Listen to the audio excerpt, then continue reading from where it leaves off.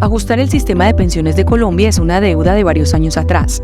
La reforma que presenta el gobierno es loable en cuanto al objetivo de aumentar el acceso de las personas a una mesada pensional, pero tiene los retos de ser sostenible fiscalmente y mitigar el impacto que tendrá en los mercados de capitales. En el presente capítulo de los podcasts de Sectorial compartiremos nuestro análisis sobre la reforma pensional.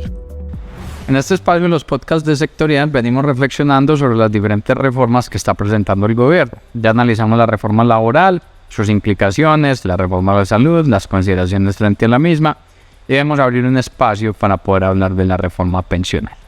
Esta reforma pensional tiene algunos elementos loables, como lo es, por ejemplo, dar cara a este problema pensional, el pasivo pensional del país viene de tiempo atrás y muchos de los gobiernos no le dieron cara. Ahora se empieza a dar cara con este tipo de reforma.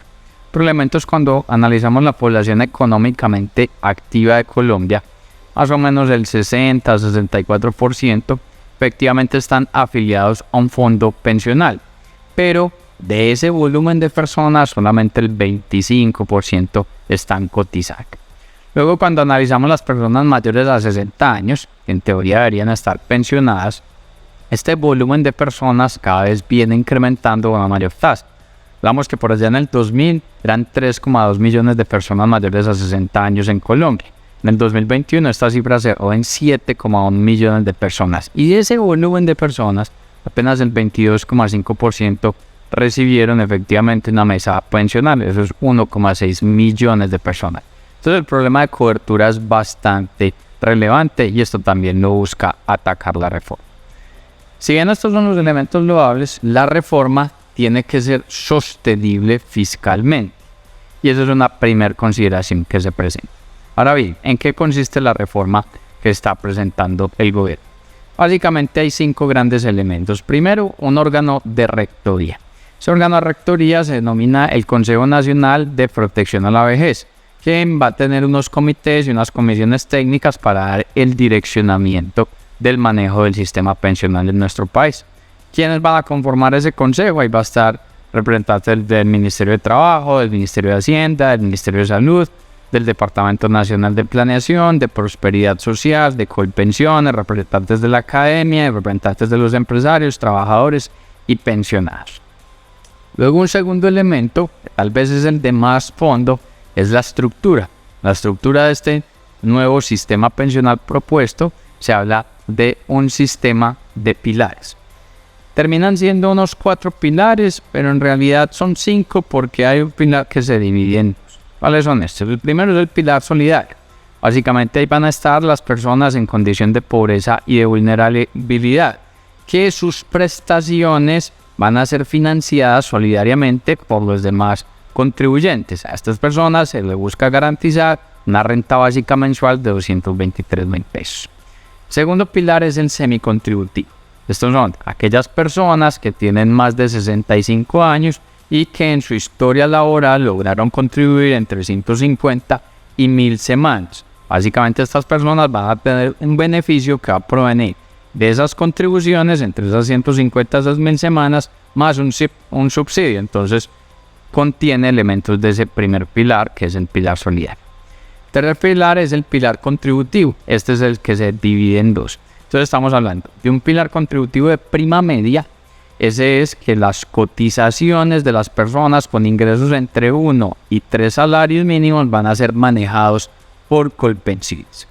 Luego va a estar el pilar contributivo de ahorro individual, que es aquellas personas que tienen unos ingresos superiores a los 3 salarios mínimos y hasta 25 salarios mínimos. Eso sí podrán manejar sus recursos a través de un sistema de ahorro individual que puede ser manejado por los fondos privados o también podría ser manejado por Colpensiones, pero ahí hay una puerta al fondo privado.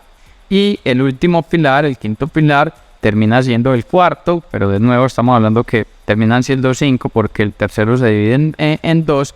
Entonces ese quinto pilar es el pilar de ahorro voluntario y básicamente ahí van a ser los aportes extras que a nivel discrecional quieran hacer las personas.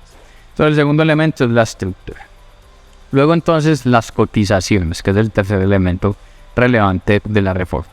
Primero, no cambia mucho el frente de cotización. Estamos hablando que este pilar contributivo va a ser aportado por un 16% del valor de los ingresos de las personas. Ese 16% de los ingresos de las personas, el 75% lo aporta la empresa, el empleador, y el 25% lo aporta el empleado. Digamos que ahí no hay mayores cambios.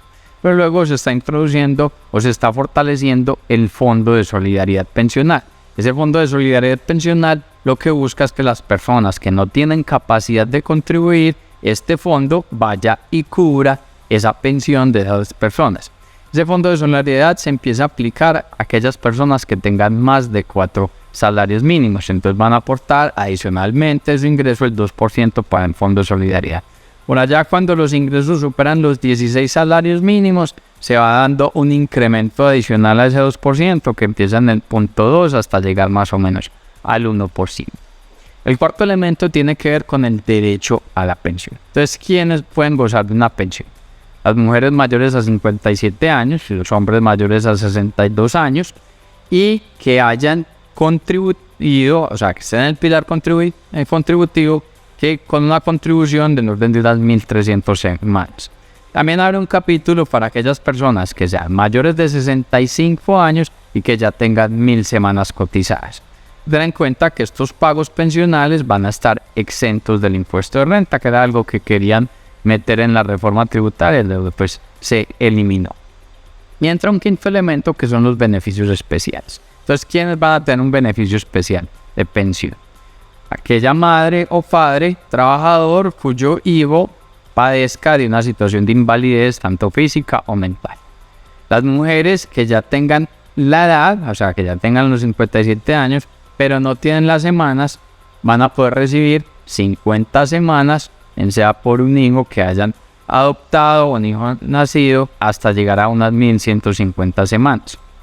Hay también un beneficio en lo que tiene que ver a la pensión familiar para cónyuges, siempre y cuando lleven una relación permanente de más de 5 años y que entre ambos, entre los cónyuges, tengan más de 1.300 semanas cotizadas. Digamos que estas son las principales bases del proyecto de reforma pensional. ¿Qué más se dice de este aspecto? Es que las personas se pueden trasladar de fondo después de 6 meses, o a cada 6 meses pueden decidir trasladarse de fondo.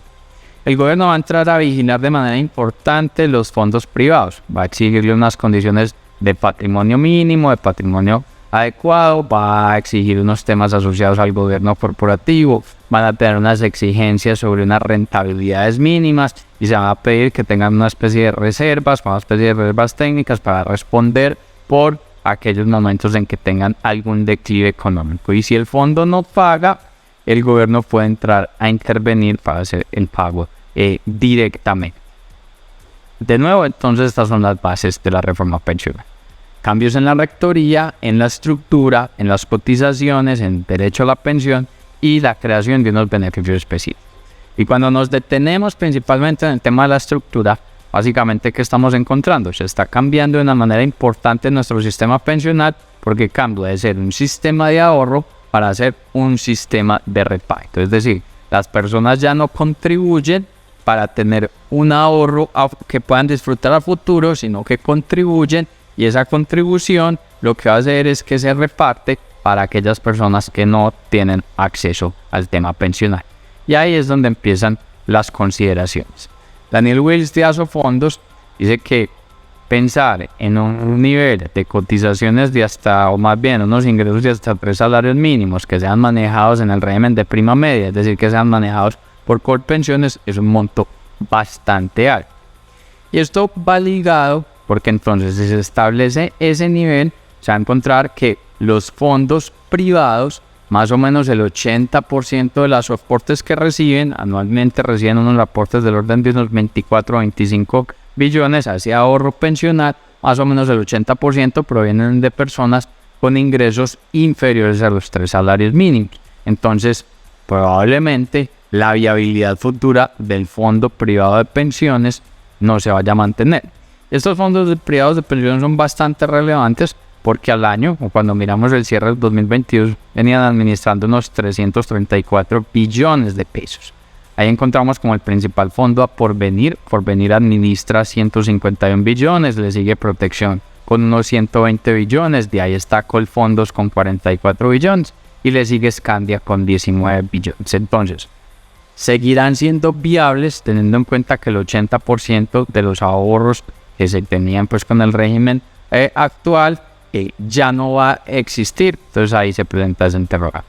Entonces los interrogantes importantes es en el nivel de inversiones que hacen los fondos privados hay un componente importante que son los TES. Pues cuando analizamos esos 334 billones que tienen los fondos privados, la principal inversión que hacen es en fondos internacionales, ahí hay 99 billones, pero le sigue de cerca los TES. En TES hay invertidos el orden de unos 95 billones, de ahí están acciones, títulos emitidos por entidades extranjeras, hay inversiones en bonos, en CDTs de entidades vigiladas por la Superintendencia Financiera y carteras colectivas, en fondos de capital privado. Pero la esencia, los principales elementos, de nuevo, están en los fondos internacionales y están en los TES. Entonces, si los fondos privados ya no existen, ¿qué va a pasar con el mercado de capitales? Teniendo en cuenta que hay una inversión importante en los TES y eso se vuelve un vehículo de financiación para el gobierno. Lo que ha hecho el ministro Campo es que, como las personas con ingresos hasta los 3 salarios mínimos, esos aportes ya van a ser manejados por Colpensiones para hacer el tema de reparto, lo que se va a crear es un fondo especial. Y ese fondo especial, que va a ser manejado por Colpensiones, va a tener la obligación de hacer inversiones y ahí mantener la inversión en los TES. Eso es lo que ha hecho el ministro, pero sigue generando pues un interrogante la afectación que esto pueda tener en el mercado de capitales. Otra de las consideraciones tiene que ver con el costo fiscal. Y es que más o menos el nivel de gasto pensional en nuestro país es del orden del 3,5% del PIB. De hecho, es uno de los más altos cuando uno lo compara con la región. Se estima que la reforma como está planteada puede generar un impacto de costos adicionales del orden de 126 puntos porcentuales.